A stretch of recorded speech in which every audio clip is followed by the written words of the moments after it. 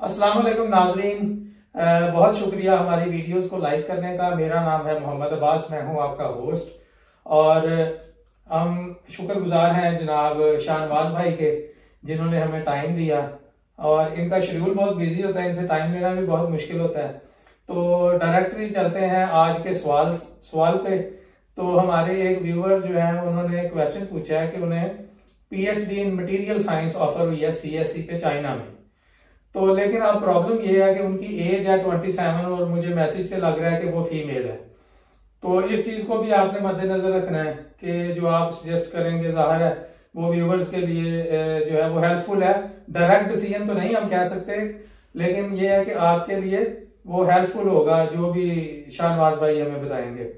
तो क्वेश्चन ये है कि उन्हें मटेरियल साइंस में पीएचडी ऑफर हुई है सीएससी में, लेकिन उनके पेरेंट्स जो है वो रिलक्टेंट है कि वो आपको जाने नहीं दे रहे या अलाउ नहीं कर रहे कि वो आप पीएचडी को परस्यू करें। उनके कंसर्न ये हैं कि पीएचडी के 4 इयर्स जो हैं उसके बाद क्या होगा। 4 इयर्स के लिए तो स्कॉलरशिप आपको मिलेगा, लेकिन what after next after doing PhD. तो चलते हैं हम शाहनवाज भाई के पास के वो क्या इसको रिस्पॉन्स करते हैं। जी शाहनवाज भाई। जी बिस्मिल्लाहिर्रहमानिर्रहीम। तमाम आपके जो देखने वाले दोस्त हैं, साथी हैं, जो हमारे भाई हैं, जो हमारी वीडियोस से मुस्तफ़ीद हो रहे हैं या हमारे पॉइंट ऑफ व्यू को जो है वो पसंद कर रहे हैं, उन सबको मेरी तरफ से सलाम और थैंक यू वेरी मच कि आप लोग हमें सुनते हैं और फिर आपका फीडबैक हमें मिलता है और आप क्वेश्चंस पोस्ट करते हैं। हमें खुशी होती है कि अगर हमारी कोई सजेशन, हमारी कोई जो आरा है उससे आपको किसी भी सेंस में कोई फैसिलिटेशन मिलती है या कोई डिसीजन करने के अंदर जो है वो आसानी होती है और ये बड़ा इनकरेजिंग होता है। आज अब्बास भाई ने मुझे पकड़ लिया है, मैं बस थोड़ा सा लंच ब्रेक में आया था ज़रा क्वाइट जोन में। तो ये हमारा एक क्वाइट रूम है, तो हम ज़रा थोड़ा सा ये होता है कि लंच का टाइम यहाँ पे ये समटाइम्स एक अपना मतलब अपने लिए रिलैक्स करने के लिए हम थोड़ा सा टाइम निकालते हैं। तो चूंकि मैंने अब्बास भाई से कमिटमेंट की हुई थी तो इसलिए फिर आज हमने जो है वो ये क्वेश्चन अब टेक किया।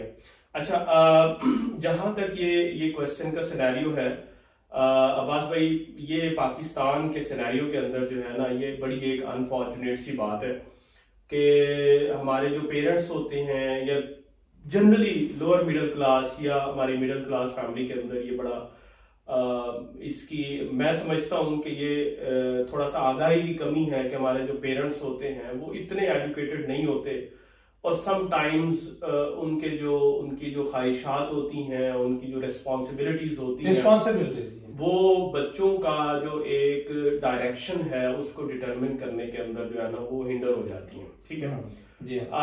इसमें इस तरह का क्वेश्चन है, इसके कुछ सोशल एस्पेक्ट हैं, कुछ इसकी मैं समझता हूं कि इकोनॉमिकल पॉइंट ऑफ व्यू से भी इसके एस्पेक्ट हैं। तो सबसे पहले तो मैं जो पेरेंट्स हैं उनको एड्रेस करना चाहूंगा कि अगर वो मेरी वीडियो ये सुन सकते हैं। देखिए, आप बच्चों को बड़ी मेहनत से पढ़ाते हैं, अनलाइक वेस्ट आप उन पे बहुत इन्वेस्ट करते हैं और इन्वेस्ट करते हैं, लेकिन अनफॉर्चुनेट सी बात है कि हमारे यहाँ एक सोशल स्टिग्मा है कि जो हमारे बॉयज होते हैं उनकी एजुकेशन के ऊपर ज्यादा फोकस होता है और उनको ये समझा जाता है कि ये सोल अर्नर है और बच्चियों को उस हद तक तालीम दी जाती है कि उनको ये सिखाया जाता है कि बस ये इतनी तालीम ले लें, इसके बाद जो इनकी कोई जिम्मेदारी है कोई शादी की, वो जिम्मेदारी जो है वो हम ऐसे तरीके से निभाएं। और पेरेंट्स जब ये काम कर लेते हैं तो वो सुरखरू फील करते हैं अपने आप, वो कंफर्टेबल हो जाते हैं खुद। अब दुनिया जो है वो थोड़ी सी बदल रही है। एक मैं ये उन सब पेरेंट्स को मेरा एक मैसेज है, ठीक है, कि जो बच्चों में प्रियोरिटी रखते हैं कि बॉयज को वो लॉन्ग टर्म एजुकेशन परस्यू करने देते हैं, बेटियों को नहीं करने देते, तो वो काइंडली खुदारा इस चीज का ख्याल रखें कि बच्चियों को लॉन्ग टर्म एजुकेशन परस्यू करें और उनको अलाउ करें कि वो इंडिपेंडेंट हो जाए। ठीक है, अब ये क्यों जरूरी है? देखें, इससे क्या होता है कि जो बच्ची है जो इंडिपेंडेंट होगी वो उस घर के अंदर डिसीजन मेकिंग के अंदर उसका एक बड़ा इंटेग्रल रोल होगा। ठीक है, सेकंड ये है कि वो रिस्पेक्ट अर्न करेगी, जिस तरह फाइनेंशियली साउंड है फाइनेंशियल इंडिपेंडेंस जो है वो किसी भी बच्ची को स्ट्रॉन्ग करती है, ना कि उसको कमजोर करती है। ये तो ठीक फैक्ट है। तो ये फैमिलीज पॉइंट ऑफ व्यू से ये इस बात को जरूर देखें आप कि अगर एक बच्ची जो है वो फाइनेंशियली इंडिपेंडेंट हो जाती है तो आपकी लॉन्ग टर्म रिस्पॉन्सिबिलिटीज कम हो जाती हैं। मैं बहुत एडवर्स सिनेरियो के अंदर अगर बात करूं तो खुदा न खास्ता ऐसे मसाइल हो सकते हैं कि कल को लेटर ऑन जो है वो कोई ना किसी भी कोई जो है वो वजह की बेस पे जो है वो बच्ची आपके ऊपर आ जाए और घर में आ जाए, अगर वो इंडिपेंडेंट फाइनेंशियली इंडिपेंडेंट नहीं है तो वो आपके ऊपर एक बर्डन होगी और फिर आप उसको तब कैसे सस्टेन करेंगे। और कोई नहीं करता, कोई नहीं करता। खुदारा बच्चों को जो उनका पैशन है, जो उनकी फाइनेंशियल इंडिपेंडेंस है, उसको अचीव करने में फैसिलिटेट करे, ना कि उनको एक सर्टेन लेवल के ऊपर आके रोक ले। ठीक है। दूसरा जो पॉइंट ऑफ व्यू है वो मैं थोड़ा सा अब जरा उस पॉइंट ऑफ व्यू से आता हूँ। इन बच्ची का जो क्वेश्चन है उसके ऊपर डिटेल से देखें। अगर तो जिस तरह से वो एज की एक ऐसी ब्रैकेट के अंदर है 27 जो पाकिस्तान के अंदर ये समझा जाता है कि that is the most suitable age for marriage. ठीक है। तो अगर तो वो सिंगल है, ठीक है, और या उनकी कोई कमिटमेंट है, ठीक है, तो ये हमें इस चीज का आइडिया नहीं है। अगर तो वो सिंगल है, ठीक है, तो कोशिश करे कि अगर वो पीएचडी परस्यू करती हैं वो करें। मेरा ख्याल है कि उनको जरूर करनी चाहिए।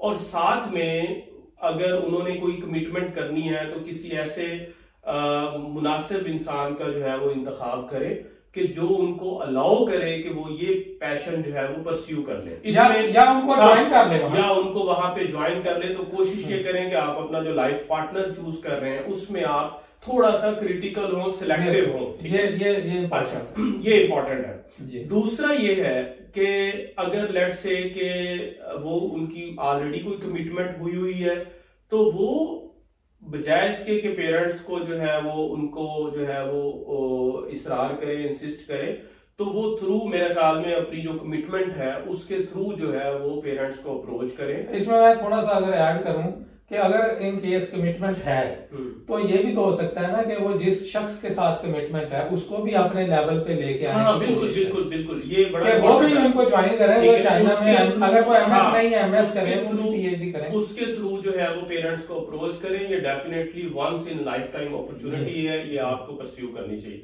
अब मैं आता हूँ इसके दूसरे जो एक बड़ा क्रिटिकल पॉइंट है कि मेरे पास ऑप्शंस क्या है, मेरे पेरेंट्स कन्विंस क्यों नहीं हो रहे। जी हाँ। ऑप्शंस देखे ये है, जब आप पीएचडी परस्यू करेंगी सबसे पहले तो अपने पेरेंट्स को बताएं कि आपकी जो आपके लिए let's say if you are looking for options for your marriage, तो वो एक ऐसा ग्रुप अब आपको अप्रोच करेगा जो आपकी एजुकेशन को जो है वो हमेशा ज़हन के अंदर रखेगा। जी हाँ। ठीक है। इसका लेवल अप हो गया, इसका जो है ना एस्पेक्ट ब्रॉडर हो जाएगा, आपकी प्रोफाइल चेंज हो जाएगी ऑल टुगेदर। एक मास्टर का इंडिविजुअल जो है और उसके मुकाबले में एक पीएचडी करने वाला जो एक इंडिविजुअल है उसमें बहुत डिफरेंस है, बहुत प्रोफाइल। ठीक है। एक आपकी मैच्योरिटी डेवलप हो जाती है, ठीक है, और आप भी बड़े उसके अंदर जो है वो स्पेसिफिक हो सकते हैं डिसीजन मेकिंग के अंदर। ठीक है। तो पेरेंट्स को इस बारे में तो बिल्कुल फिक्र नहीं करनी चाहिए कि शादी की उम्र निकल जाएगी और पीएचडी करेंगी तो फिर उसके बाद शायद जो है वो हमारे पास प्रपोजल नहीं आएंगे। प्रपोजल डेफिनेटली आएंगे, इससे अच्छे आएंगे। ये मेरा बिलीव है। तो 31 हो जाएगा। 31 even is not a bad age for marriage. ठीक है। ड्यूरिंग पीएचडी आप कुछ कमिटमेंट कर ले। अच्छा, तो दूसरा आपका है कि पीएचडी करने के बाद आपके पास ऑप्शंस क्या है। देखें, अभी आपने मास्टर्स किया हुआ है, अभी आपके पास क्या ऑप्शन है? आपके पास अभी कोई ऑप्शन नहीं है। अगर तो आप कोई बड़ी अच्छी एक स्ट्रॉन्ग कोई जॉब कर रहे हैं इंडस्ट्री के अंदर, तो फिर आप समझें कि भाई आपने वो अचीव कर लिया है थ्रेशोल्ड। ठीक है। अगर आपके पास अभी ऑप्शन नहीं है तो पीएचडी डेफिनेटली जो इस वक्त की आपकी प्रोफाइल है उसको अपग्रेड करेगी। आपके पास हॉरिजन खुल जाएंगे। मैं इररिस्पेक्टिव ऑफ कंट्री, मैं हमेशा हायर एजुकेशन का कायल हूं। उसकी वजह यह है कि आप देखिए एजुकेशन को आप सिर्फ ये ना देखें कि आपके पास एक डिग्री है। एजुकेशन बेसिकली आपकी प्रॉब्लम सॉल्विंग एबिलिटी बढ़ाती है। ठीक है। देखिए, अगर आप एक कंट्री में स्पेसिफिक है विद योर मास्टर्स डिग्री, तो जब आप पीएचडी करते हैं तो दुनिया आपके ऊपर खुल जाती है। आपके लॉन्ग टर्म प्लान है, कल आप किसी कंट्री में मूव करना चाह रहे हैं, उसको देखें, आपकी दुनिया आपके लिए खुल जाएगी, ठीक है। और PhD actually it helps you open new horizons, और आप वहां पे जाके आप अपना एक्सपेरिमेंट कर सकते हैं, आप अपने आप को ट्रायल में दे सकते हैं। तो मैं समझता हूं कि जॉब पॉइंट ऑफ व्यू से डेफिनेटली आपके पर्सपेक्टिव इंप्रूव होंगे, कम नहीं होंगे, ठीक है। अब हम आपका जो फील्ड है स्पेसिफिक मटेरियल साइंस, हम चूंकि मेडिकल बैकग्राउंड से है तो हमारा कोई ज्यादा इसमें आइडिया नहीं है, लेकिन मुझे ये पता है कि इंजीनियरिंग की जितनी भी डिग्रीज हैं, ठीक है, इनकी इंडस्ट्रियल कंजप्शन बहुत बेहतर है कंपेयर टू एकेडमिया, ठीक है। उधर ज्यादा सैलरी, वहां पे आपकी सैलरी ज्यादा है। तो डेफिनेटली जिस तरह का काम आप करेंगे और जिस तरह की आपकी प्रोफाइलिंग डेवलप होगी, या जो भी आपका कोई इंडस्ट्रियल लिंक्ड अगर एक्सपीरियंस डेवलप हो जाता है ड्यूरिंग पीएचडी, या किसी स्पेसिफिक चीज के ऊपर आप काम करते हैं, तो वो आपको ऑब्वियसली आपका स्किल सेट इंप्रूव करेगा, और आपकी जो जॉब के अंदर हायरिंग की एबिलिटी है वो डेफिनेटली उससे इंप्रूव हो जाएगी, ठीक है। तो मेरे हिसाब से आप अपने पेरेंट्स को कायल करें और उनको ये जरूर ऑप्शन दें कि आप ये पीएचडी परस्यू करना चाहती हैं, आप जरूर करें। हाँ, मीनवाइल आप कभी भी इस बात पे रिजिड ना हो कि अगर आपने कोई लाइफ का कोई डिसीजन लेना है, कोई कमिटमेंट का डिसीजन लेना है, तो उसको स्पेसिफिक आप ये ना करें कि मैं इसको आफ्टर पीएचडी देखूंगी, वो साथ साथ चलना चाहिए। ड्यूरिंग पीएचडी आप उसको साथ चलाएं। जो आपके पास कोई फ्लेक्सिबल प्रपोजल आती है आप उसको जरूर एक्सेप्ट करें, ठीक है। और इनफैक्ट खुद को बिल्ड करने के साथ साथ जो आपके पार्टनर जिनके बारे में आप सोच रही हैं, आप उनको भी साथ में डेवलप। अच्छा, यहाँ मैं थोड़ा ऐड करता चाहूँ, क्योंकि सीएससी का स्कॉलरशिप है तो ये आपको 4500 है। इन केस अगर आप मैरिज करते हैं और अपने पार्टनर को चाइना शिफ्ट करते हैं तो आपको 4500 लमसम मिल जाएगा।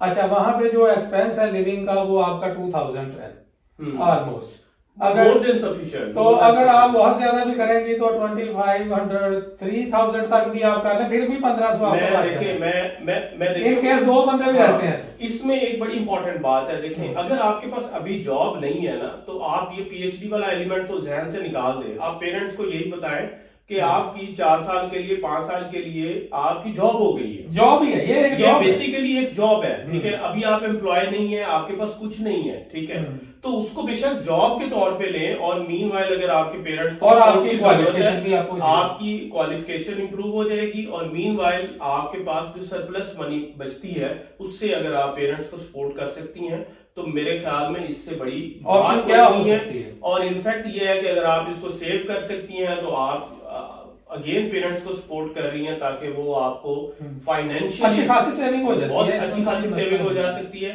तो हमारी तरफ से ये मशवरा है, और आपके पेरेंट्स को रिक्वेस्ट है कि आपको प्लीज जाने दें, उनको अलाउ करें। अगर आप ये हमारी वीडियो जो है वो अपने पेरेंट्स को दिखाना चाहती हैं तो उनको जरूर दिखाएं। हम उनसे रिक्वेस्ट कर सकते हैं, उनसे फोन पे बात भी कर लेंगे, ठीक है।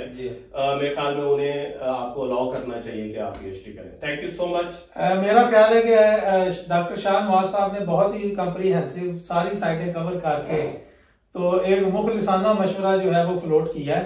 अब जाहिर है आगे आपके सर्कमस्टांसेस हैं, फैमिली के नॉर्म्स अलग-अलग होते हैं सब, तो आप अपना जो फाइनल डिसीजन है अपने पेरेंट्स से पूछ के करें, लाजमी अपने तौर पे कोई डिसीजन ना करें, क्योंकि फैमिली फर्स्ट होती है हमेशा। फैमिली को छोड़ के आप कहीं नहीं रह सकते अकेले, तो फैमिली के साथ अटैच रहें। हमारी राय आपको हेल्पफुल साबित होगी, लेकिन आप अपना जो फाइनल डिसीजन लें वो अपने फैमिली मेंबर्स के साथ डिस्कस करके लें, और हमारी वेल विशेस आपके साथ हैं जी। इसमें बगावत करने की जरूरत नहीं है। ये किसी का शेर है कि कभी तुम चल के आ जाना, कभी हम चल के मिल लेंगे।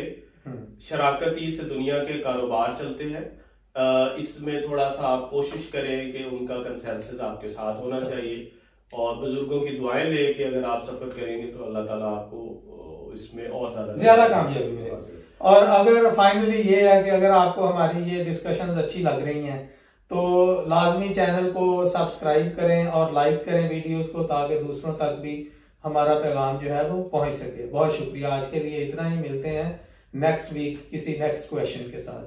अस्सलाम वालेकुम। अल्लाह हाफ़िज़।